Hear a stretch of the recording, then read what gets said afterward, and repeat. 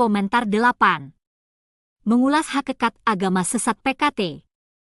Pada awal 1990-an, kubu komunis yang dipimpin oleh Uni Soviet runtuh berantakan. Gerakan Komunis Internasional setelah lebih kurang 100 tahun lamanya dinyatakan gagal. Akan tetapi Partai Komunis Tiongkok, PKT, sebagai sebuah bilangan ganjil tetap eksis, bahkan menguasai Tiongkok yang berpenduduk 1/5 dari penduduk dunia. Sebuah pertanyaan yang tidak dapat dihindari adalah, Partai Komunis sekarang ini apakah masih Partai Komunis? Sekarang ini, tak seorang pun di Tiongkok, termasuk anggota PKT sendiri masih mempercayai komunisme. Setelah menjalani sistem sosialisme selama 50 tahun lebih, sekarang mereka memberlakukan kembali pemilikan pribadi, sistem saham, dan mengundang masuk perusahaan asing dan modal swasta, melakukan pemerasan secara maksimum terhadap buruh dan petani. Semua itu bertolak belakang dengan apa yang disebut cita-cita komunisme. Namun bersamaan dengan itu, PKT tetap mempertahankan hegemoni mutlak partai. Undang-undang terbaru yang telah direvisi pada tahun 2004 masih secara keras dan kaku menentukan, semua suku rakyat Tiongkok tetap di bawah kepemimpinan PKT, di bawah bimbingan Marxisme-Leninisme, ideologi Mao Zedong, teori Deng Xiaoping dan pikiran penting, 3 wakil, mempertahankan kediktatoran demokrasi rakyat, mempertahankan jalur sosialisme. Partai Komunis sekarang ini bagaikan sebuah kantong kulit dari macan tutul mati yang masih meninggalkan sebuah kulit dan diteruskan oleh PKT demi mempertahankan kekuasaan komunis. Lalu apa sebenarnya hakikat dari organisasi politik ini, selembar kulit komunis yang diwariskan oleh PKT? Karakteristik agama sesat Partai Komunis. Hakikat dari Partai Komunis sebenarnya adalah sebuah agama sesat yang merusak umat manusia. Meskipun Partai Komunis tidak menyebut dirinya sebagai sebuah agama, namun ia telah memiliki secara lengkap corak sebuah agama, lihat tabel 1. Pada awal mula didirikan, Partai Komunis telah menganggap Marxisme sebagai kebenaran yang mutlak di bumi dan langit ini.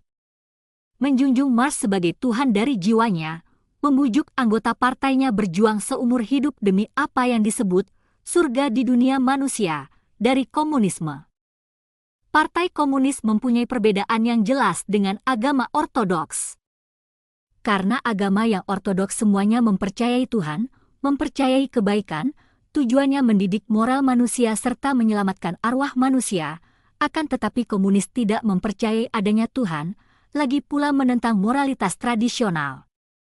Apa saja yang dilakukan oleh Partai Komunis yang membuktikan bahwa ia adalah sebuah agama sesat? Ajaran Partai Komunis dengan pertentangan kelas, revolusi kekerasan serta kediktatoran kelas proletar sebagai sentralnya, telah mengakibatkan terjadi apa yang disebut revolusi proletar yang penuh dengan kekerasan berdarah dan pembunuhan. Teror merah rejim komunis bertahan terus selama kurang lebih 1 abad, mencelakai puluhan negara di dunia, mengakibatkan puluhan juta orang meninggal. Keyakinan komunis yang sedemikian rupa, yang menciptakan neraka di dunia manusia, benar-benar adalah agama sesat terbesar di dunia manusia ini. Maha Bintang Penyelamat, ucapannya, satu kata menyamai 10.000 kata. Deng Xiaoping sebagai anggota partai biasa, pernah menguasai perpolitikan Tiongkok dengan gaya penguasa tertinggi. Teori 3 wakilnya Jiang Zemin seluruhnya baru 40-an kata termasuk titik dan koma, namun ditetapkan dalam sidang pleno keempat PKT, dan secara menggelikan disanjungnya sebagai telah menjawab pertanyaan apa itu sosialisme, dan bagaimana membangun sosialisme. Secara kreativitas telah menjawab pertanyaan tentang membangun partai yang bagaimana dan bagaimana membangun partai. Stalin membunuh secara membabi buta, Mao Zedong mencetuskan bencana besar revolusi kebudayaan, Deng Xiaoping memerintahkan pembunuhan kejam dan besar-besaran pada peristiwa 4 Juli di Tiananmen, Jiang Zemin melakukan penindasan terhadap Falun Gong. Semua ini adalah akibat buruk dari kediktatoran PKT. Di satu sisi PKT dalam undang-undang menetapkan segala kekuasaan Republik Rakyat Tiongkok milik rakyat. Instansi yang menyelenggarakan kekuasaan negara adalah Kongres Rakyat Nasional dan Kongres Rakyat berbagai tingkat daerah. Organisasi atau individu semuanya tidak mempunyai hak istimewa yang melampaui hukum dan undang-undang dasar. Namun di sisi lain dalam anggaran dasar partai ditetapkan bahwa PKT adalah inti pimpinan sosialis yang bercorak Tiongkok, menempatkan partai di atas rakyat dan negara. Ketua Kongres Rakyat menyampaikan pidato penting di mana-mana, menyatakan instansi kekuasaan tertinggi negara ini harus mempertahankan kepemimpinan partai. Berdasarkan prinsip sentralisme demokratis, PKT, seluruh cabang partai tunduk pada pusat. Jadi pada hakikatnya, yang harus dipertahankan oleh Kongres adalah kediktatoran partai tunggal dan dengan melalui bentuk perundangan-undangan menjamin kediktatoran partai tunggal dari Partai Komunis. Mencuci otak dengan kekerasan, pengendalian spiritual, susunan organisasi yang ketat, dapat masuk namun tidak dapat keluar. Susunan PKT sangat ketat, menerima anggota partai harus ada 2 orang yang memperkenalkan, bersumpah akan setia pada partai selamanya, anggota partai harus membayar iuran partai, harus mengikuti kegiatan organisasi, harus mengikuti belajar politik berkelompok.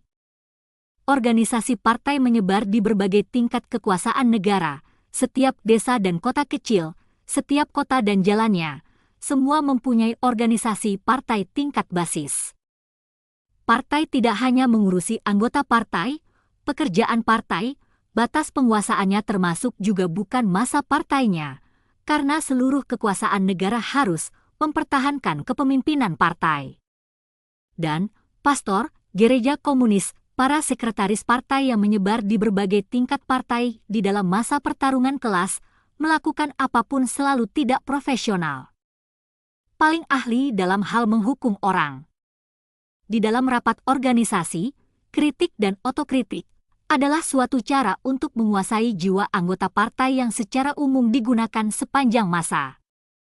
Di dalam sejarah Partai Komunis acap kali dilakukan pembersihan partai untuk memperbaiki gaya kerja, menangkap, pengkhianat, membunuh, grup up, anti-Bolshevik, membenahi partai, secara periodik menggunakan teror kekerasan untuk membina sifat kepartaian, supaya mereka selamanya tetap sejalan dengan partai. Masuk partai sama dengan menjual diri, di atas hukum negara masih ada hukum rumah tangga dan disiplin partai. Partai dapat memecat anggota partai perorangan, namun anggota partai pribadi harus dengan pengorbanan yang sangat berat untuk keluar dari partai. Bila ingin keluar dari partai sama dengan menjadi pengkhianat. Lebih-lebih pada zaman revolusi kebudayaan, partai sesat komunis menguasai seluruh negeri, partai menghendaki Anda mati Anda tak akan dapat hidup, partai menghendaki Anda tetap hidup Anda tak boleh mati. Bila Anda bunuh diri, itu adalah memutuskan sendiri hubungan dengan rakyat, akan melibatkan anggota keluarga, mereka juga harus ikut berkorban demi dia. Pengambilan keputusan dalam partai adalah karya dalam peti gelap, pertarungan dalam partai mutlak rahasia, surat-surat pemberitahuan partai adalah dokumen rahasia. Perbuatan jahatnya paling takut diungkap, sering-sering mempersalahkan orang-orang yang berbeda pendapat dengan dalil, membocorkan rahasia negara. Mengkhotbahkan kekerasan, mengagungkan perdarahan menggalakkan berkorban demi partai. Mao Zedong mengatakan, revolusi bukan menjamu, bukan menulis artikel, bukan menggambar atau menyulam, tidak boleh begitu halus indah. Begitu tenang tak terburu-buru, lemah lembut, begitu ramah, baik hati, hormat, bersahaja, mengalah. Revolusi adalah pemberontakan, adalah tindakan kejam dari satu kelas untuk menggulingkan kelas lainnya. Deng Xiaoping mengatakan, membunuh 200.000 untuk diganti dengan kestabilan selama 20 tahun. Jiang Zemin mengatakan, membasmi tubuhnya, merusak nama baiknya, memutus ekonominya. Partai Komunis mengkhotbahkan kekerasan. Dalam setiap gerakan tak terhitung banyaknya manusia telah terbunuh, mendidik rakyat, terhadap musuh harus berdarah dingin bagaikan musim dingin yang dahsyat. Bendera merah dikatakan sebagai diwarnai oleh darah segar pahlawan, penyembahan terhadap warna merah sebenarnya adalah penyembahan terhadap darah segar. Partai Komunis menegakkan secara besar-besaran keteladanan pahlawan, mendorong orang-orang berkorban demi partai. Di kota Yan'an, Zhang Shide yang meninggal di Gua Oven demi memproduksi candu, dikatakan oleh Mao Zedong, kematiannya lebih besar dari Gunung Tai. Di dalam zaman gila-gilaan, dipompakan slogan, kesatu tidak takut menderita, kedua tidak takut mati. Dengan adanya pengorbanan menunjukkan kebesaran cita-cita luhurnya, berani menggantikan bulan dan matahari dengan langit baru, dan lain-lain. Kata-kata yang dianggapnya gagah dan penuh semangat tersebut, memadati zaman gila-gilaan yang sangat miskin akan material itu. Di akhir tahun 1970-an, Partai Komunis Vietnam menyerbu serta menggulingkan kekuasaan Khmer Merah yang banyak berbuat kejahatan dan yang dipupuk oleh PKT. Walaupun PKT sangat marah, akan tetapi karena RRT tidak mempunyai perbatasan dengan Kamboja, maka tidak dapat langsung mengirim pasukan mendukung Khmer Merah. Kemudian PKT dengan dalil, perang bela diri terhadap serangan Vietnam, sebenarnya yang dilakukan adalah memberi pelajaran kepada saudara kecil komunis Vietnam di perbatasan RRT dan Vietnam melancarkan peperangan terhadap Vietnam. Akibatnya puluhan ribu pasukan RRT telah mengorbankan darah dan jiwa yang berharga demi pertarungan antara partai komunis ini. Sesungguhnya kematian mereka sama sekali tidak ada hubungan dengan kedaulatan negara. Beberapa tahun kemudian PKT dengan harga yang murah telah meminjam sebuah lagu, Sikap Anggun yang diwarnai darah, dengan menggunakan jiwa-jiwa muda yang cemerlang dan masih lugu, namun telah dikorbankan dengan sia-sia ini, diubah sebagai penyembahan terhadap semangat patriotisme revolusioner. Dan pada 1981, Gunung Pha di Provinsi Guangxi yang telah mengorbankan 154 pahlawan Tiongkok baru dapat direbut kembali itu, dengan mudah sekali dikembalikan lagi kepada Vietnam oleh PKT pada saat penetapan tapal batas antara Tiongkok dan Vietnam. Pada awal 2003, telah terjadi epidemi SARS, merekrut nyawa manusia, PKT menyuruh gadis-gadis perawat yang masih muda usianya, masuk partai di garis depan, kemudian disekap ke dalam rumah sakit merawat penderita SARS. PKT mendorong anak-anak muda tersebut ke baris terdepan berhadapan dengan bahaya kematian, lalu digunakan untuk menegakkan citra cemerlang, partai yang kesatu tidak takut menderita, kedua tidak takut mati. Bersamaan waktu itu Jiang Zemin bersama orang-orang kepercayaannya menyelamatkan diri dari Beijing bersembunyi ke Shanghai dengan alasan menghindari udara panas. Menyangkal Tuhan, mencekik mati sifat kemanusiaan.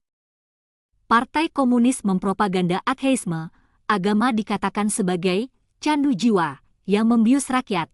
Di dalam penguasaannya, semua agama dibasmi atau ditaklukkan. Kemudian mendewakan diri sendiri untuk mencapai penyatuan seluruh negeri dengan agama sesat komunis. Bersamaan dengan merusak agama, PKT juga merusak kebudayaan tradisional. Menganggap tradisi, moral, hubungan sesama manusia menurut etika tradisional sebagai feodal, tahayul, reaksioner, dan membabatnya dengan mengatasnamakan revolusi. Di dalam revolusi kebudayaan timbul sejumlah besar fenomena kacau dan keji, antara lain suami istri saling menyingkap, murid memukul guru, anak dan ayah saling bermusuhan. Pengawal merah secara membabi buta membunuh orang yang tak berdosa, golongan pemberontak melakukan pemukulan, pengrusakan, perampokan delel. Perilaku yang melawan tradisi Tionghoa benar-benar adalah buah hasil dari penekanan terhadap sifat kemanusiaan yang dilakukan oleh PKT. Setelah mendirikan RRT, PKT memaksa suku minoritas takluk pada kepemimpinan komunis, mengakibatkan terjadi perubahan bahkan kehilangan budaya nasional yang kaya dan beraneka ragam. Pada 4 Juni 1989 di Tiananmen, tentara anak rakyat membantai penduduk kota, rakyat kecewa total terhadap masa depan politik. Sejak itu seluruh rakyat hanya memikirkan uang. Sejak 1999 hingga kini, PKT menindas secara kejam Falun Gong, bermusuhan dengan sejati baik sabar, akibatnya mempercepat kemerosotan moral masyarakat. Semenjak memasuki abad baru ini, tindakan-tindakan baru melakukan pemagaran tanah secara ilegal, perampasan uang dan barang mengakibatkan tidak sedikit massa rakyat tercampakkan di jalan-jalan. Jumlah orang yang mengajukan persoalan ke pemerintah melonjak pesat, kontradiksi masyarakat meruncing tajam. Terjadi berkali-kali gerakan protes berskala besar, dan dihadang dengan kekerasan bahkan penindasan bersenjata oleh polisi dan tentara. Republik yang berwatak fasis terlihat menonjol sekali.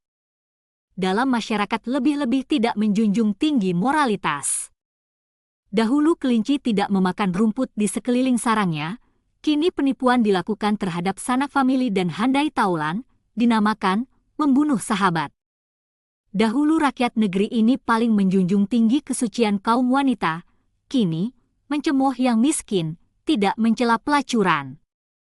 Dahulu dokter, guru adalah orang-orang bermoral yang paling dihormati, namun sekarang rumah sakit menjerat pasien, sekolahan menjerat muridnya, sangat buruk. Sejarah bangsa Tionghoa yang dirusak moral dan sifat kemanusiaannya diperlihatkan secara tuntas dalam sebuah balada rakyat. Tahun 1950-an orang saling menolong, tahun 1960-an orang saling menindas, tahun 1970-an orang saling menipu, tahun 1980-an orang memperhatikan diri sendiri, tahun 1990-an bertemu orang langsung dibantai. Merebut kekuasaan dengan kekuatan bersenjata, perekonomian dimonopoli, mempunyai ambisi ekonomi dan politik. Tujuan berdirinya Partai Komunis adalah merebut kekuasaan dengan kekuatan bersenjata, selanjutnya melaksanakan ekonomi berencana dengan melakukan nasionalisasi dan monopoli. Ambisi Partai Komunis tidak dapat dikatakan tidak besar dibandingkan dengan agama sesat pada umumnya. Cara mengumpulkan harta dengan tidak halal hanyalah seperti setan kecil bertemu raja hantu. Di dalam negara sosialis, kepemilikan umum dikuasai oleh Partai Komunis. Organisasi partai yang mempunyai kekuatan begitu besar itu adalah komite partai berbagai tingkat dan rantingnya. Partai yang merasuk, menguasai mesin negara, mengambil biaya rutin langsung dari berbagai tingkat pemerintahan. Partai Komunis bagaikan lintah darat, tidak diketahui telah merampas berapa banyak uang dan harta masyarakat dan negara. 2. Bahaya agama sesat Partai Komunis. Orang-orang akan gemetar ketakutan, benci setengah mati. Akan tetapi agama sesat Partai Komunis ini mencelakai orang lebih dari puluhan ribu kalinya, karena ia mempunyai beberapa keistimewaan yang tidak dapat dilakukan oleh agama sesat pada umumnya. Agama sesat dijadikan agama negara. Dalam sebuah negara yang normal, Anda mengatakan Anda tidak mempercayai agama itu, Anda boleh tidak membaca buku agama itu, tidak mendengar ajaran agama tersebut, Anda tetap bisa hidup dengan baik. Akan tetapi hidup di daratan Tiongkok, Anda tidak bisa tidak belajar ajaran agama sesat komunis, Anda terpaksa mendengarkan propaganda agama sesat tersebut, karena komunis telah merebut dan mendapatkan kekuasaan, telah merubah agama sesat komunis menjadi agama negara. Partai Komunis menanamkan ajaran politiknya, dimulai dari taman kanak-kanak dan sekolah dasar. Kemudian dalam kenaikan kelas selalu tak luput dari ujian politik, dan soal-soal ujian politik tersebut sama sekali tidak mengizinkan murid berpikir secara bebas, harus menghafal secara mekanis jawaban standar dari partai, baru dapat lulus. Kasihan bagi orang Tionghoa, demi ujian, terpaksa sejak kecil secara otomatis terus mengulangi ajaran komunis yang kaku dan mekanis ini, diri sendiri berulang kali mencuci otaknya sendiri. Kenaikan tingkat kader teras pemerintah, tidak peduli adalah anggota PKT atau bukan, semuanya harus belajar ke sekolah partai. Bagi yang memenuhi syarat, setelah lulus baru dapat naik pangkat. Di Tiongkok yang partai komunisnya sebagai agama negara, tidak dapat mentolerir segala organisasi yang berpandangan lain. Bahkan, partai-partai demokratis dan gereja mandiri, administrasi, dana, dan pertumbuhan, yang dibolehkan di sana hanya sebagai vas bunga politik, semuanya juga harus menyatakan menerima kepemimpinan Partai Komunis. Setia kepada Partai Komunis dulu, baru percaya kepada Tuhan. Inilah logika agama sesat Partai Komunis. Secara ekstrim mengendalikan masyarakat. Sebagai dasar menjadikan agama sesat menjadi agama negara adalah pengendalian terhadap rakyat dan perampasan terhadap kebebasan oleh Partai Komunis. Pengendalian sedemikian ini tak ada taranya dan tak ada bandingannya lagi, karena Partai Komunis telah merampas kekayaan pribadi rakyat, dan kekayaan milik pribadi adalah pondasi kebebasan. Di Tiongkok sebelum tahun 1980-an, orang di dalam kota hanya dapat bekerja mencari nafkah di perusahaan atau usaha yang dikendalikan partai. Petani harus makan dan bercocok tanam di atas tanah komunal, partai. Siapapun juga jangan pikir dapat lepas dari penguasaan Partai Komunis. Di dalam sistem sosialis, organisasi Partai Komunis dari pusat terus sampai tingkat paling dasar masyarakat, yaitu desa dan kampung, melalui organisasi partai di berbagai tingkat dari komite partai sampai ranting, menguasai masyarakat secara ketat. Hasil dari penguasaan sangat ketat ini, rakyat telah kehilangan sama sekali kebebasan bermigrasi, sistem tempat tinggal terdaftar, kebebasan berbicara, 500.000 golongan kanan semuanya melanggar kebebasan berbicara, kebebasan berprasangka, Lim Zhao, Zhang Xixin terbunuh karena mencurigai partai, kebebasan untuk mendapatkan informasi, membaca buku larangan, mendengar siaran, radio musuh, semua bersalah, membuka internet juga harus diawasi. Mungkin ada yang mengatakan bahwa sekarang PKT juga sudah mengizinkan hak milik perorangan. Tapi kita jangan lupa, reformasi keterbukaan, itu karena praktek sosialisme telah sampai pada keadaan tidak bisa makan kenyang, telah sampai pada tepi kehancuran ekonomi nasional. Untuk menghindar dari kemusnahan, Partai Komunis terpaksa demi tetap eksis mundur selangkah. Sekalipun setelah reformasi keterbukaan, PKT tetap tidak melonggarkan pengendalian terhadap rakyat. Penganiayaan kejam terhadap massa Falun Gong hingga kini masih tetap berlangsung, dan juga hanya dapat terjadi di negara komunis. Bila PKT benar-benar menjadi kekuatan raksasa ekonomi seperti yang diinginkan, dapat dipastikan hanya akan lebih keras lagi pengendalian terhadap rakyatnya. Menjunjung tinggi kekerasan, memandang rendah nyawa. Hampir semua agama sesat dapat menggunakan kekerasan untuk mengendalikan pengikutnya atau untuk melawan tekanan dari luar. Akan tetapi jarang sekali ada yang seperti Partai Komunis menggunakan cara kekerasan tanpa kekhawatiran sedikit pun. Jumlah orang yang dibunuh mati oleh seluruh agama sesat di dunia juga tidak dapat dibandingkan dengan jumlah orang yang dibunuh mati oleh Partai Komunis. Di mata agama sesat Partai Komunis, manusia hanya sebagai sarana untuk mencapai sasaran, membunuh manusia juga sebuah sarana. Oleh sebab itu Partai Komunis menganiaya manusia tanpa kekhawatiran sedikit pun, siapapun dapat menjadi sasaran penganiayaan, termasuk pendukung partai, anggota partai, maupun pimpinan partai. Khmer Merah yang ditopang dan dipelihara oleh PKT adalah penjelasan yang representatif tentang kekejaman dan peremehan terhadap jiwa manusia dari agama sesat Partai Komunis. Di bawah inspirasi bimbingan pikiran Mao Zedong, demi membasmi hak milik perorangan, Partai Komunis Kamboja di bawah pimpinan Pol Pot dalam berkuasa selama 3 tahun 8 bulan, di negara kecil yang berpenduduk tidak sampai 8 juta orang, namun 2 juta orang telah dibunuh, diantaranya termasuk 200.000 orang Tionghoa. Demi kejahatan Partai Komunis tidak dilupakan orang dan untuk memperingati para korban, di Kamboja telah didirikan sebuah museum kejahatan Khmer Merah. Area tersebut dahulu adalah sekolah menengah atas, kemudian dirubah oleh Pol Pot menjadi penjara S-21 yang khusus untuk menangani narapidana ideologi. Sejumlah besar kaum intelektual dijebloskan ke dalam penjara tersebut dan dianiaya dengan kejam hingga meninggal.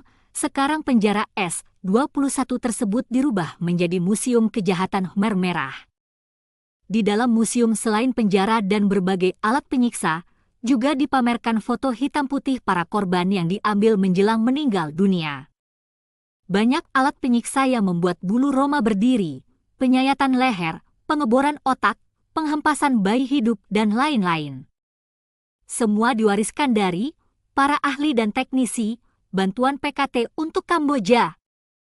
Adapun kamerawan khusus pengambil foto para pidana yang akan menjalani hukuman, yang digunakan sebagai arsip dan untuk dinikmati, juga dilatih oleh PKT. Justru di penjara S21 ini, untuk memberi pimpinan Partai Komunis Kamboja obat kuat, di luar dugaan telah diciptakan sebuah mesin pengebor otak untuk mengambil otak manusia, dan dibikin obat kuat.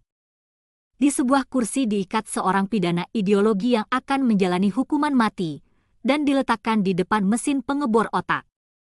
Di saat korban dalam keadaan sangat panik, mata bor yang berputar dengan kecepatan tinggi langsung mengebor belakang otak korban. Dengan demikian pengambilan otak hidup-hidup berhasil dengan cepat dan efektif. 3. Hakikat Partai Sesat Komunis.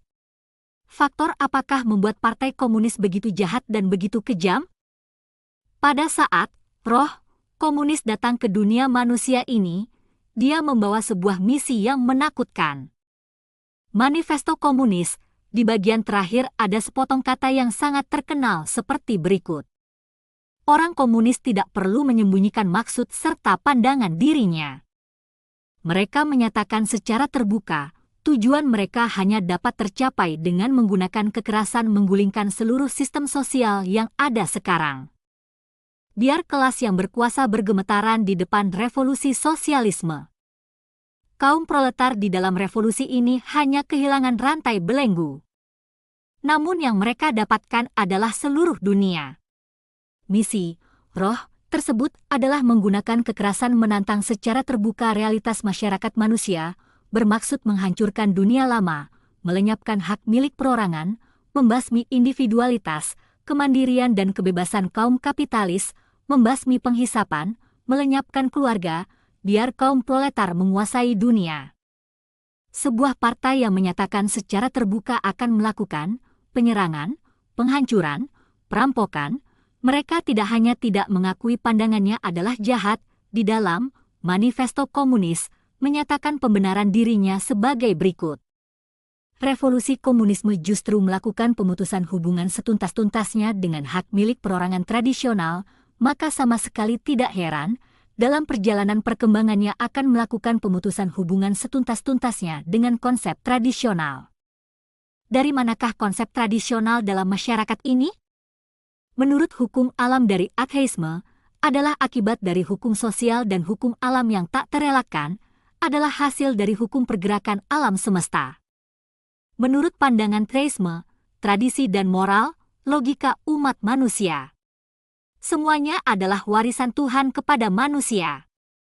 Tidak peduli bagaimana mendapatkannya, kriteria paling dasar baik dan buruk, norma tingkah laku serta moral hubungan antara sesama manusia, semuanya mempunyai sifat relatif tetap tidak berubah, adalah sebagai dasar dari eksistensi hubungan sosial dan norma tingkah laku umat manusia selama ratusan, ribuan tahun. Bila umat manusia telah kehilangan kriteria baik buruk dan standar moral manusia, bukankah akan merosot menjadi hewan? Ketika Manifesto Komunis akan melakukan pemutusan hubungan setuntas-tuntasnya dengan konsep tradisional, yang terancam adalah fundamental masyarakat manusia yang eksis secara normal, maka telah ditakdirkan Partai Komunis sebagai suatu agama sesat yang merusak umat manusia. Manifesto Komunis, sebagai dokumen programatis, keseluruhannya memperlihatkan ikatan perasaan yang kaku dan keras, justru tidak terlihat adanya kebaikan hati dan kemurahan hati. Marx menganggap dirinya telah menemukan hukum perkembangan sosial melalui materialisme, maka merasa kebenaran telah ada di tangan, semua dicurigai, semua disangkal, bersikeras memaksa orang menerima hayalan komunisme, tanpa segan-segan menggembar-gemborkan kekerasan untuk menghancurkan struktur sosial dan fundamental kebudayaan yang telah ada. Manifesto Komunis, mengisi masuk ke dalam Partai Komunis yang baru lahir, justru adalah sebuah roh sesat yang anti prinsip langit, membasmi sifat kemanusiaan, angkuh tak tahu diri, ekstrim egois dan sewenang-wenang. 4. Argumen hari kiamat Partai Komunis, ketakutan tentang kemusnahan partai. Marx dan Engels telah mengisi masuk ke dalam Partai Komunis sebuah roh sesat. Lenin mendirikan Partai Komunis Rusia, dan setelah melalui kekerasan yang keji mensubversi pemerintah sementara yang baru didirikan pasca Revolusi Februari, telah mencekik mati revolusi borjuis Rusia dan merebut kekuasaan, telah mendapatkan sebuah tempat untuk partai sesat komunis berpijak di dunia manusia ini.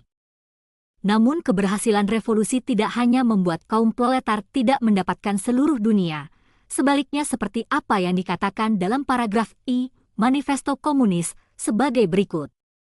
Seluruh kekuatan Eropa lama semuanya telah bersatu, melakukan pengepungan yang suci terhadap roh itu. Setelah Partai Komunis lahir, langsung terjerumus dalam krisis bertahan hidup, sewaktu-waktu menghadapi bahaya pemusnahan.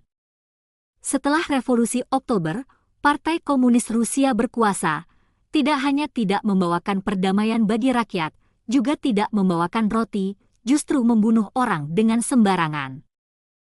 Pertempuran di garis depan terus mengalami kekalahan, kesulitan ekonomi di garis belakang semakin berat karena revolusi, sehingga rakyat melakukan perlawanan.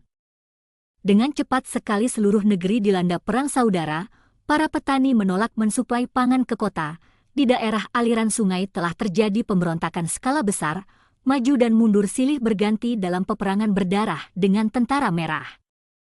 Kebengisan, kekejaman dan berlumuran darah yang primitif dari kedua belah pihak itu telah terwujud dalam karya sastra Sholokhov. Kumpulan kisah Sungai Don, Sungai yang Sunyi, DLL.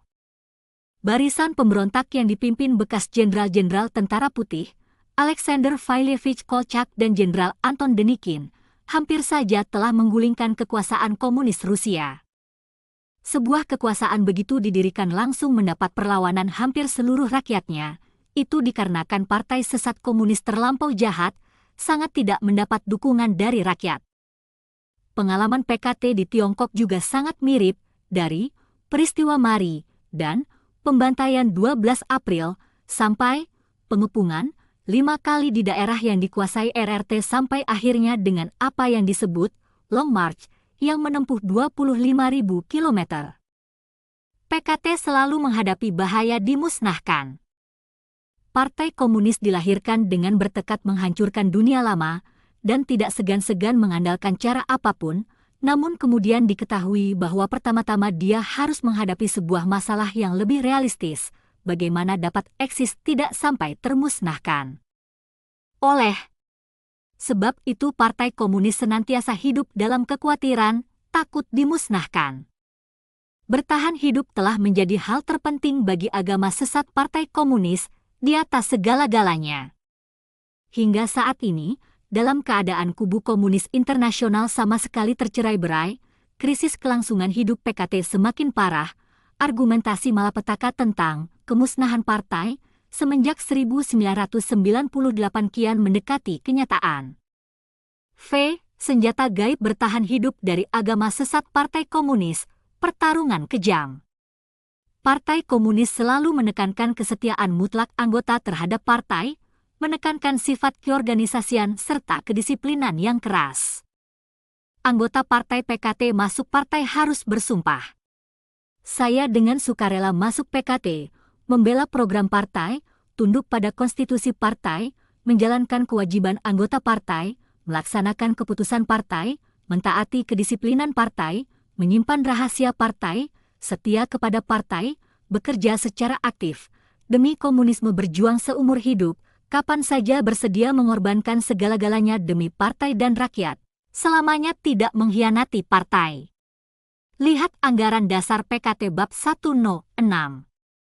Partai Komunis menyebut semangat mengorbankan diri demi masuk partai ini sebagai sifat kepartaian. Dia menuntut seorang anggota Partai Komunis harus setiap saat bersedia melepaskan semua prinsip dan keyakinan pribadi, secara mutlak taat pada kemauan partai serta kemauan pemimpin. Meminta Anda berbuat baik harus berbuat baik, menyuruh Anda berbuat jahat harus berbuat jahat, kalau tidak maka tidak memenuhi standar anggota partai, adalah ekspresi dari sifat kepartaian yang tidak teguh. Mao Zedong pernah mengatakan, filsafat Marxisme justru adalah filsafat perjuangan. Mereka bersandar pada mekanisme perjuangan dalam partai secara berkala, memupuk serta mempertahankan sifat kepartaiannya.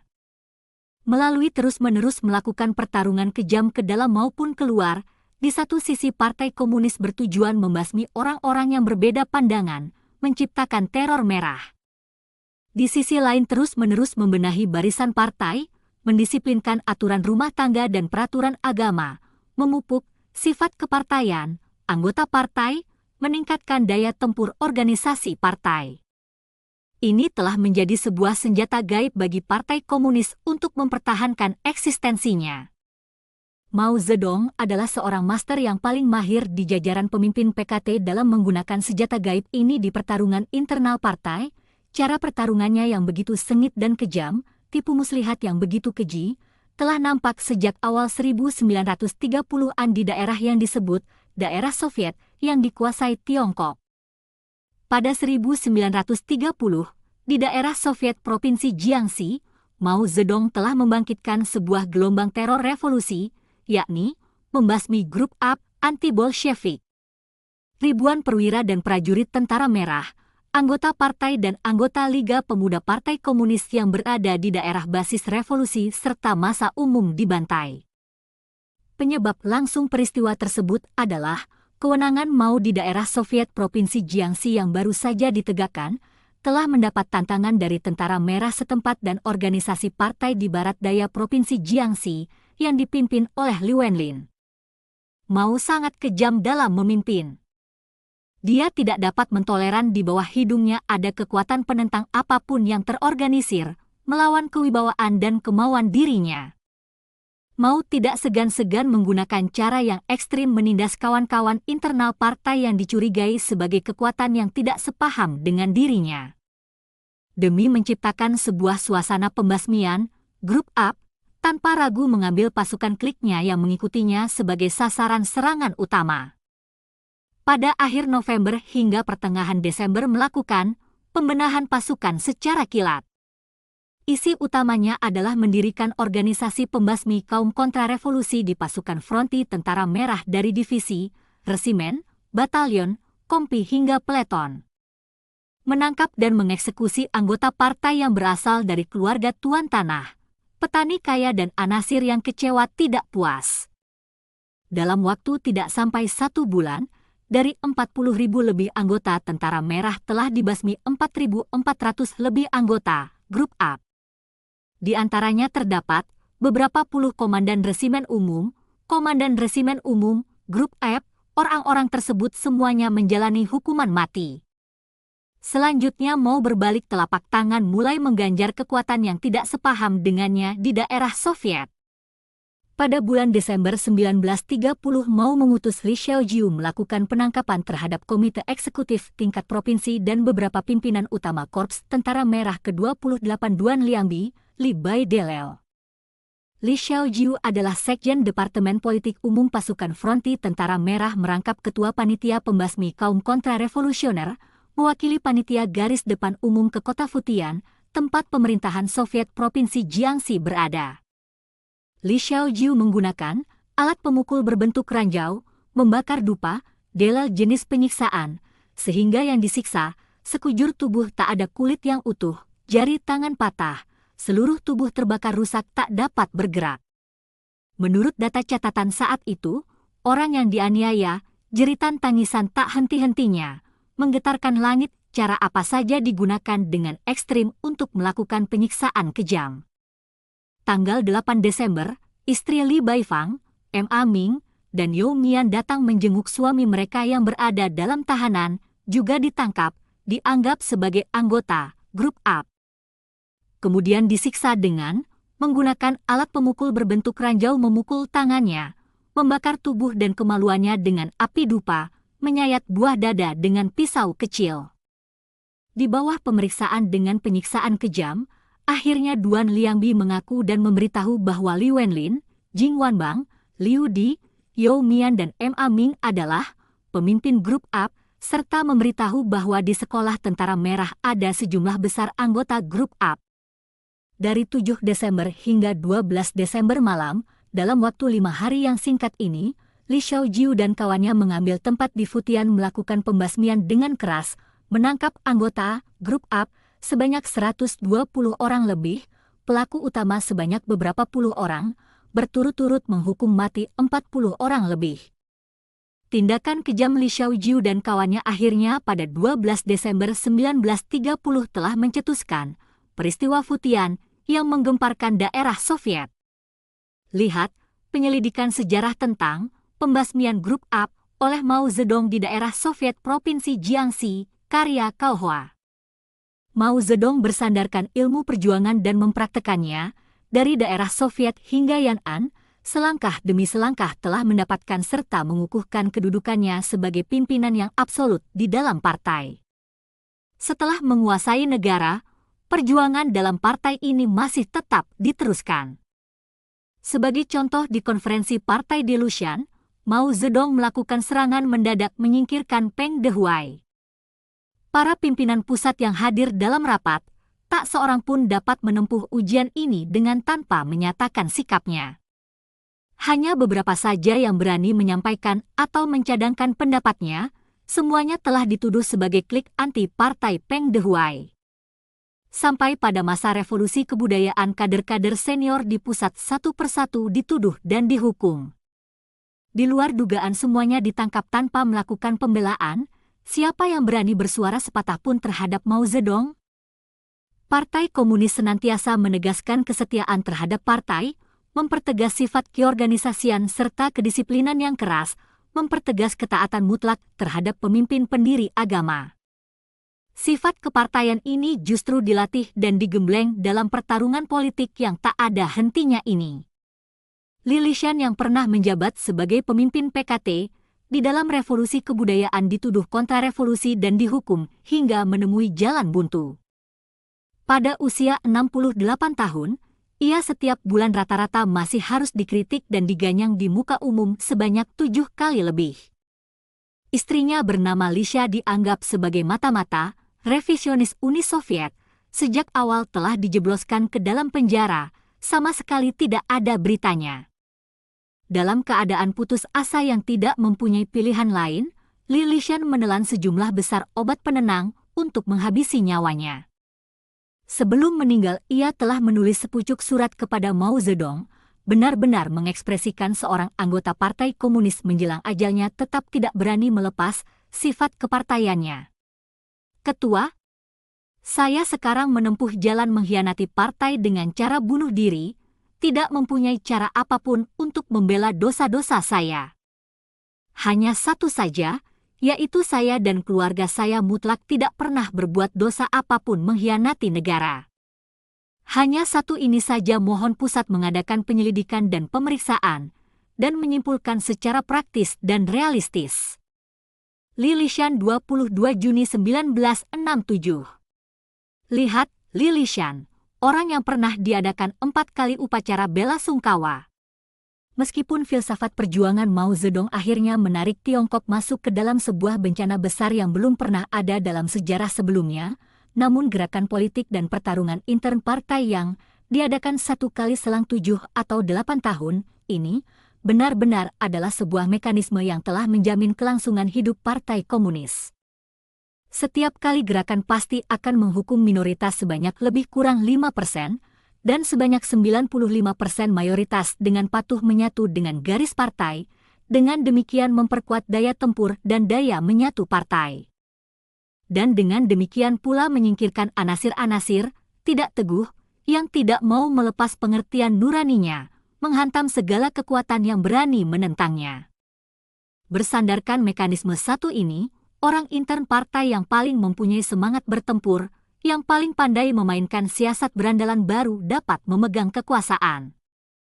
Dengan kata lain, pendiri agama sesat Partai Komunis dijamin semua adalah anasir pemberani yang betul-betul tulen sifat kepartaiannya serta kaya akan pengalaman bertarung. Pertarungan kejam ini juga memberi pelajaran berdarah serta pencucian otak dengan kekerasan bagi orang yang pernah mengalaminya.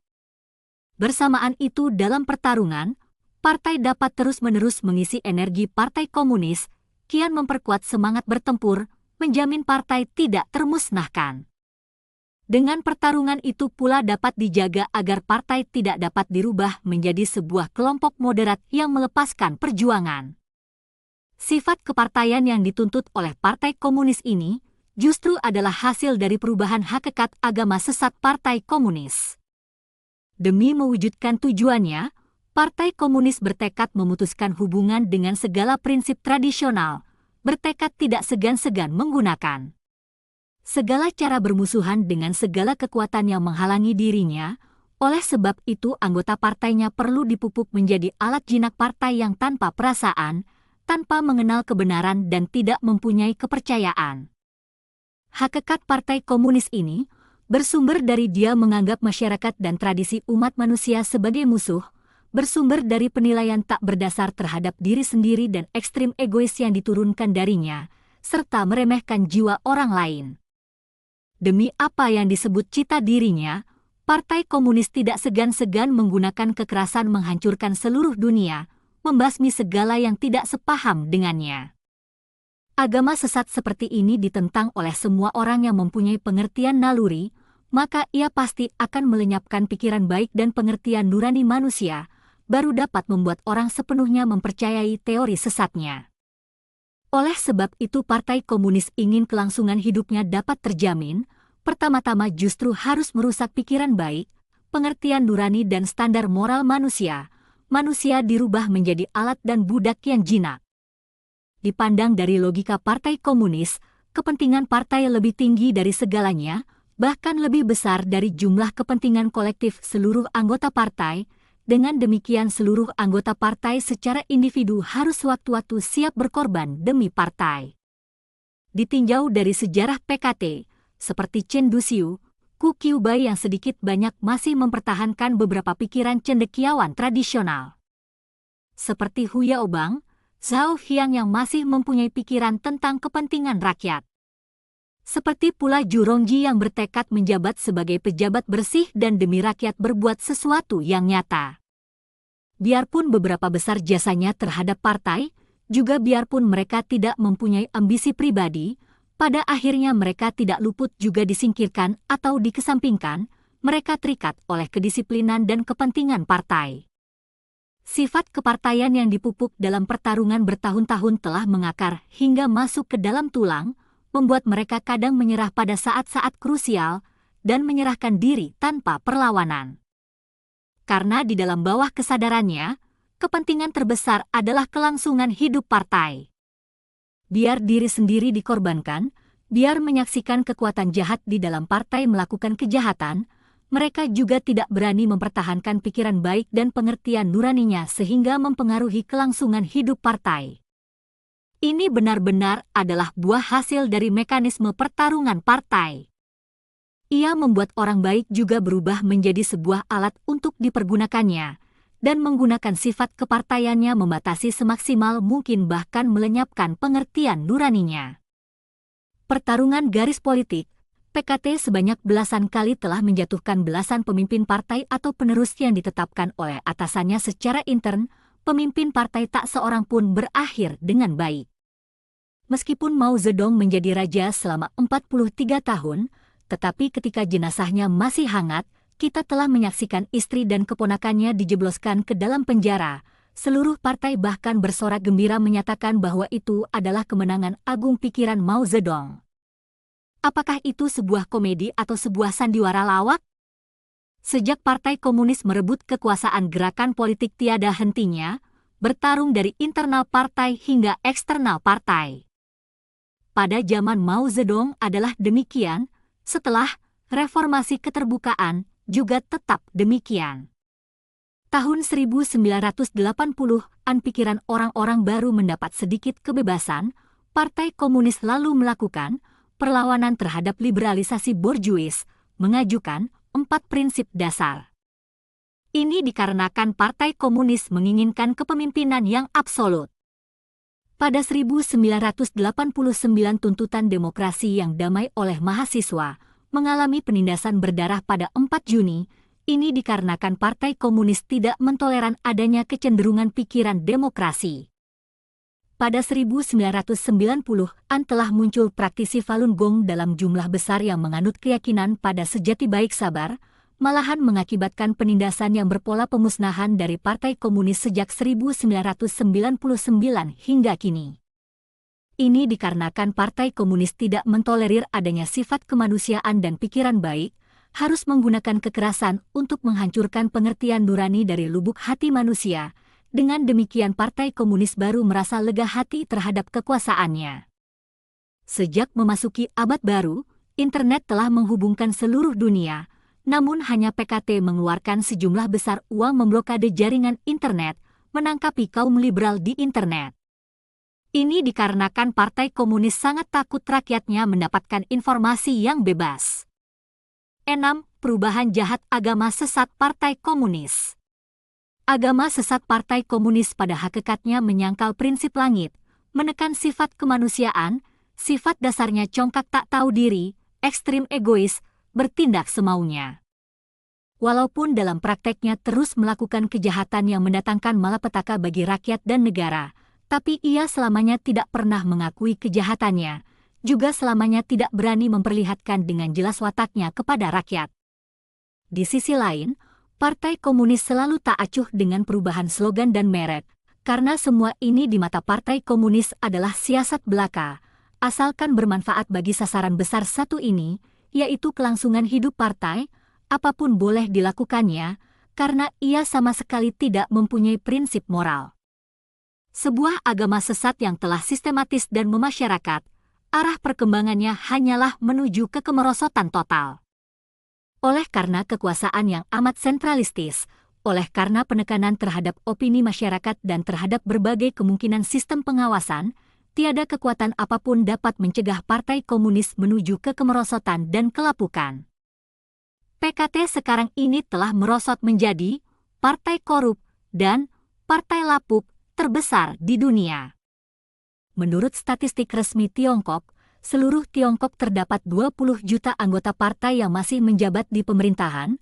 Selama lebih dari 20 tahun telah diselidiki dan terbukti bahwa terdapat 8 juta lebih pejabat dari anggota Partai Komunis melakukan kejahatan korupsi dan dikenai sanksi hukum negara, peraturan pemerintah serta disiplin partai. Ditambah lagi dengan koruptor yang masih belum ditangkap, sebenarnya pejabat pemerintah dan partai yang korup telah lebih dari 2/3, yang telah diciduk hanyalah sebagian kecil saja. Bejat dan korup, mengeruk uang untuk diri sendiri, mengeruk keuntungan dan kepentingan material semacam ini adalah kekuatan menyatu terbesar PKT untuk merangkul menjadi satu grup dewasa ini. Para pejabat koruptor tahu, tanpa Partai Komunis tentu tidak ada kesempatan bagi mereka untuk berkorupsi. Jika Partai Komunis jatuh, bukan hanya jabatan dan kekuasaan mereka hilang, kemungkinan masih dihadapkan dengan bahaya diadakan perhitungan.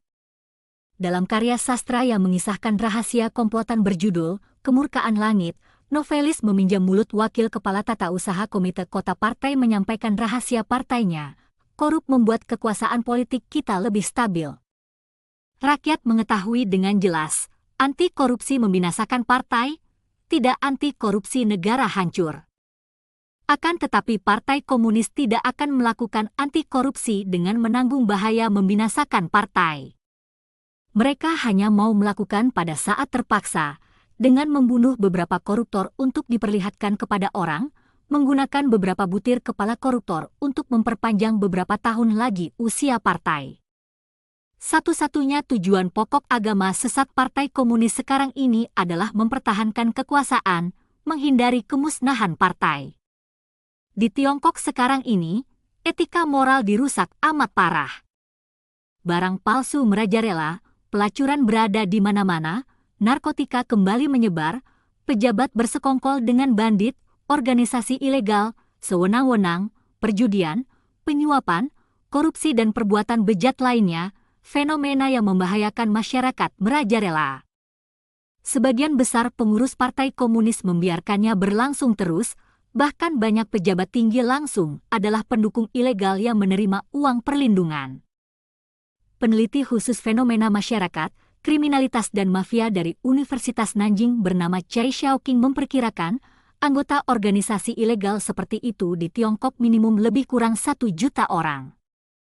Setiap kali dibekuk sebuah organisasi penjahat gelap, selalu berhubungan dengan pejabat penting pemerintah, hakim, perwira polisi, oknum korup Partai Komunis di belakangnya. PKT takut rakyat memiliki hati nurani dan berniat baik, oleh sebab itu tidak berani memberi kebebasan kepercayaan kepada rakyat terhadap orang baik yang mencari kepercayaan iman, misalnya praktisi Falun Gong yang menuntut sejati baik sabar, atau anggota gereja bawah tanah yang percaya kepada Yesus dan Tuhan. PKT menggunakan apa saja yang dapat digunakan untuk menindasnya secara kejam. PKT takut politik demokrasi dapat mengakhiri otokrasi satu partai, oleh sebab itu tidak berani memberi rakyat kebebasan politik.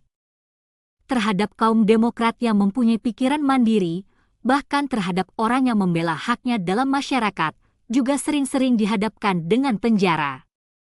Akan tetapi PKT telah memberi rakyat Tiongkok sebuah kebebasan lainnya, yaitu asal saja Anda tidak menaruh perhatian terhadap politik, tidak menentang kepemimpinan partai, maka Anda boleh saja melampiaskan segala nafsu keinginan Anda, bahkan melakukan kejahatan apapun, melakukan hal yang kejam dan tak berperi kemanusiaan.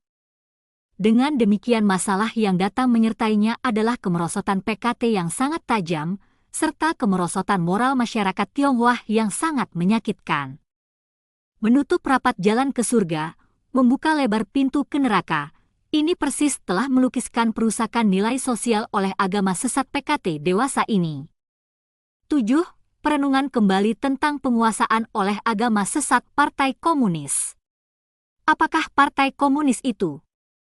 Pertanyaan ini terlihat sederhana, namun tidak dapat dijawab dengan sederhana. Meskipun Partai Komunis mengenakan sebuah jubah demi rakyat, tampil atas nama sebuah partai politik, benar-benar dapat menyesatkan banyak orang. Partai Komunis bukanlah sebuah partai politik dalam pengertian umum. Partai Komunis adalah mirip sebuah agama sesat yang mencelakai orang yang merupakan benda yang merasuk seperti roh jahat. Partai Komunis adalah sebuah kehidupan yang hidup dan terwujud di dunia ini sebagai organisasi partai. Meskipun para pemimpin Partai Komunis mempunyai status pendiri agama, tetapi mereka hanya juru bicara dan pengurus rumah tangga roh jahat dan partai. Ketika kemauan dan tujuan mereka sama dengan partai dan dapat dipergunakan oleh partai, mereka terpilih sebagai pemimpin. Akan tetapi ketika mereka tidak dapat memenuhi kebutuhan partai, mereka dapat diganyang tanpa ampun. Sistem pertarungan partai telah menjamin hanya anasir yang paling licik, paling jahat dan paling berani baru dapat duduk mantap di kursi pendiri agama Partai Komunis. Dalam sejarah PKT, puluhan pemimpin partai semuanya sulit dapat berakhir dengan baik, justru telah menjelaskan permasalahan ini. Sesungguhnya pimpinan tertinggi partai sangat terbatas jalan keluarnya bila mau menjebol pintu keluar dari agamanya, seperti Gorbachev telah meninggalkan nama harum dalam sejarah, bila tidak akan seperti sekjen PKT lainnya, akhirnya ditelan oleh partai. Massa adalah objek perbudakan dan penindasan partai. Di dalam batas pengendalian partai, massa rakyat tidak mempunyai hak untuk menolak Partai Komunis, justru dipaksa untuk menerima kepemimpinan partai serta berkewajiban mendukung dan menjaga Partai Komunis. Mereka masih harus sering-sering menerima pencucian otak cara agama sesat di bawah tekanan ngeri partai. Partai Komunis memaksa seluruh rakyat Tiongkok mempercayai agama sesat PKT ini. Tiada duanya di dunia ini seperti yang dilakukan oleh PKT. Anggota partai adalah kelompok manusia yang digunakan untuk mengisi tubuh partai. Dalam kelompok manusia tersebut tidak sedikit orang-orang yang baik dan jujur, bahkan di dalam masyarakat mereka telah berhasil dengan sangat menonjol. Orang-orang seperti ini PKT kian berniat merangkulnya masuk ke dalam partai, menggunakan nama baik dan kemampuan mereka untuk mengabdi kepada partai. Masih banyak orang lagi demi menjadi pejabat, demi setingkat lebih tinggi dari orang lain, untuk dapat mengeruk keuntungan bagi dirinya, maka dengan bersemangat masuk partai, membantu orang lain berbuat jahat, seakan ikan mendapatkan air. Juga ada orang yang mengharapkan dapat berbuat sesuatu dalam kehidupan ini, karena di dalam negara yang dikuasai Partai Komunis, selain masuk partai tidak terdapat kesempatan lain untuk dapat mengembangkan diri sendiri, sehingga memilih masuk partai. Dalam kehidupan masyarakat masih ada banyak orang yang demi mendapatkan pembagian rumah layak, Bahkan ada yang berusaha memiliki reputasi progresif, maka masuk partai. Maka dalam puluhan juta anggota PKT, di dalamnya orang yang baik dan tidak baik sama-sama tidak sedikit jumlahnya. Akan tetapi tidak peduli apa motif mereka masuk partai, apa dengan sukarela atau tidak, asalkan telah bersumpah di bawah panji Partai Komunis, ini berarti telah bersedia mengorbankan diri dengan sukarela. Semenjak itu belajar politik dan kehidupan organisasi yang diadakan setiap minggu jelas adalah proses pencucian otak yang tiada hentinya, sehingga sebagian cukup besar dari mereka berubah menjadi orang yang tidak mempunyai tekad diri, dikuasai dan dirasuki oleh roh jahat Partai Komunis. Fungsi orang demikian di dalam partai ibarat sel tubuh manusia, tidak hentinya bekerja demi kelangsungan hidup tubuh. Yang lebih menyedihkan lagi adalah sejak saat itu, sifat kepartaian, sebagai kerangka pengerat dengan ketat terpasang di kepala, mau dilepas sudah sangat sulit, begitu muncul sifat kemanusiaan, sangat mungkin akan mengalami pembersihan dan penindasan. Pada saat itu sekalipun ingin keluar dari partai, namun karena agama sesat Partai Komunis mengizinkan masuk tidak mengizinkan keluar, maka akan diperlakukan sebagai pengkhianat. Oleh karena itu orang-orang sering dapat menyaksikan di tubuh anggota Partai Komunis mempunyai dua kepribadian, satu sisi, sifat kepartaian, dalam suasana politik dan sisi lain sifat kemanusiaan di dalam kehidupan sehari-hari. Kader partai adalah sekelompok anggota partai yang telah mendapat kekuasaan. Meskipun mereka pada tempat tertentu, waktu tertentu atau peristiwa tertentu dapat memperlihatkan baik buruk pribadinya, atau mengambil keputusan secara individu, akan tetapi pada keseluruhannya mereka hanya dapat bekerja menuruti kemauan partai, seperti apa yang dikatakan, seluruh partai taat pada pusat. Orang-orang tersebut dalam berkali-kali gerakan juga sebagai yang diperalat, juga sebagai yang dihantam. Standar di belakang semua ini adalah melihat Anda apakah mengikuti pendiri agama dengan benar, apakah setia tanpa cabang. Mengapa rakyat belum sadar? PKT menguasai Tiongkok sudah 50 tahun lebih, selama itu juga mereka banyak berbuat kejahatan, luar biasa jahatnya, namun mengapa seluruh rakyat kurang memahami hakikat agama sesatnya? Apakah bangsa Tionghoa bodoh? Bukan. Bangsa Tionghoa adalah salah satu bangsa di dunia yang paling cerdas, lagi pula mempunyai kebudayaan tradisional yang lama sepanjang 5.000 tahun. Namun rakyat Tiongkok hingga sekarang masih hidup di bawah kekuasaan Partai Komunis dan tidak berani mengatakan ketidakpuasannya. Penyebab yang krusial adalah roh jahat Partai Komunis telah membelenggu pikiran rakyatnya. Coba bayangkan, jika rakyat Tiongkok mempunyai kebebasan berbicara, jika benar atau salahnya Partai Komunis boleh didiskusikan secara terbuka, kita tidak susah membayangkan, rakyat Tiongkok yang cerdas sejak dini sudah dapat memahami hakikat kejahatan Partai Komunis, juga sejak dini telah membebaskan diri dari agama sesat Partai Komunis. Akan tetapi yang disayangkan adalah di bawah penguasaan PKT selama setengah abad lebih, rakyat Tiongkok telah kehilangan kebebasan berbicara dan berpikir. Pada 1957, PKT menangkap golongan kanan di kalangan intelektual. Tujuannya ialah untuk mengekang kebebasan, pikiran orang dibelenggu. Di masyarakat yang tidak mempunyai kebebasan seperti itu, sekalipun para pemuda pada masa revolusi kebudayaan dengan tulus hati mendalami karya asli Marx Lenin, sebagian besar juga mengalami penindasan dengan tuduhan, klik anti-partai, maka lebih tidak mungkin lagi bila mendiskusikan baik buruknya Partai Komunis. Partai Komunis adalah agama sesat. Kita percaya banyak orang Tionghoa tidak pernah berani memikirkannya. Akan tetapi begitu dikemukakannya pandangan tersebut, kita yakin orang yang pernah hidup di Tiongkok, mereka tidak sulit menemukan dasar argumen yang cukup banyak dari pengalaman diri sendiri dan apa yang dialami oleh famili dan sahabatnya. Selain kebebasan berpikir dibelenggu, rakyat masih dijejali dengan doktrin Partai Komunis serta budaya partai. Dengan demikian orang-orang hanya bisa mendengarkan pujian terhadap partai, otaknya telah dibersihkan dari pikiran-pikiran lain dan hanya diisi benda-benda dari partai. Komunis, sebagai contoh, ketika berlangsung penindasan, 4 Juni, Begitu penembakan terjadi di sekitar lapangan Tiananmen, banyak orang langsung bersembunyi di semak-semak hutan. Kemudian mereka terbangun dan langsung dengan serempak menyanyikan lagu Internationale dengan berani melangkah keluar. Orang-orang Tionghoa tersebut memang pemberani, tulus murni dan patut dihargai, akan tetapi menghadapi pembunuhan oleh Partai Komunis, mengapa mereka masih menyanyikan lagu komunis Internationale? Penyebabnya sederhana, di bawah pendidikan budaya partai, orang-orang yang patut dikasihani ini, mereka dibuat oleh Partai Komunis hanya mengetahui komunisme. Selain lagu Internationale dan lagu yang memuji-muji Partai Komunis lainnya, tidak ada lagi lagu yang dapat dinyanyikan. Di manakah jalan keluarnya? PKT telah menuju ke jalan bejat total. Yang menyedihkan adalah sebelum agama sesat ini binasa, masih saja berupaya mengikat bangsa Tionghoa menyatu dengan nasibnya.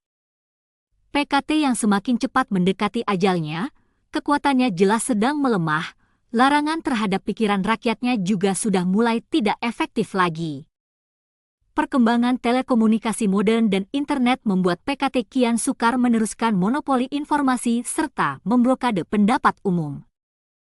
Perampasan dan penindasan terhadap rakyat oleh pejabat korup kian parah, masa yang menaruh khayalan terhadap PKT kian sadar, tidak sedikit orang menuju ke jalur perjuangan dalam perlindungan hak asasi manusia di kalangan rakyat.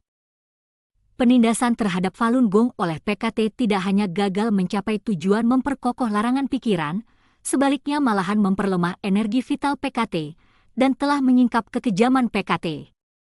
Di bawah sebuah lingkungan besar seperti ini, merenungkan kembali Partai Komunis menjadi mungkin dan menjadi sebuah momen bagi bangsa Tionghoa untuk mencabut larangan pikiran serta melepaskan diri secara total dari pengendalian roh jahat Partai Komunis. Rakyat Tiongkok yang telah hidup di bawah penguasaan agama sesat PKT selama 50 tahun lebih, revolusi kekerasan bukanlah yang diperlukan, melainkan adalah penyelamatan jiwa. Ini memerlukan penyelamatan diri sendiri oleh rakyat Tiongkok baru dapat tercapai. Dan langkah pertama penyelamatan diri sendiri adalah mengenal hakikat agama sesat dari Partai Komunis itu. Bagaimanapun juga pada suatu hari nanti rakyat akan melucuti hierarki Partai Komunis yang melekat di sistem pemerintahan negara dan membiarkan sistem-sistem sosial berfungsi secara independen dengan didukung kekuatan masyarakat. Dengan lepasnya partai diktator, maka efisiensi pemerintahan akan berkembang. Hari itu sudah tidak jauh lagi. Sesungguhnya argumentasi tentang menyingkirkan Partai Komunis dari pemerintahan sudah ada sejak awal tahun 1980-an. Namun usaha-usaha reformasi dari dalam PKT selama ini telah terbukti gagal karena ideologi kepemimpinan mutlak partai belum secara total ditolak. Upaya perbaikan dari dalam sistem agama sesat ini, pada kenyataannya tidak cukup, juga sulit dilaksanakan. Budaya partai adalah lingkungan eksistensi yang diperlukan oleh organisasi agama sesat Partai Komunis. Membersihkan cengkeraman budaya partai dan agama sesat partai dalam alam pikiran, yaitu membersihkan benda perasuk partai dalam alam pikiran, mungkin jauh lebih sulit daripada melepaskan cengkeraman partai dari struktur pemerintahan. Namun ini justru adalah cara fundamental yang benar-benar dapat memberantas agama sesat Partai Komunis. Ini hanya dapat berhasil dengan bersandar pada bangsa Tionghoa sendiri untuk menolong diri sendiri.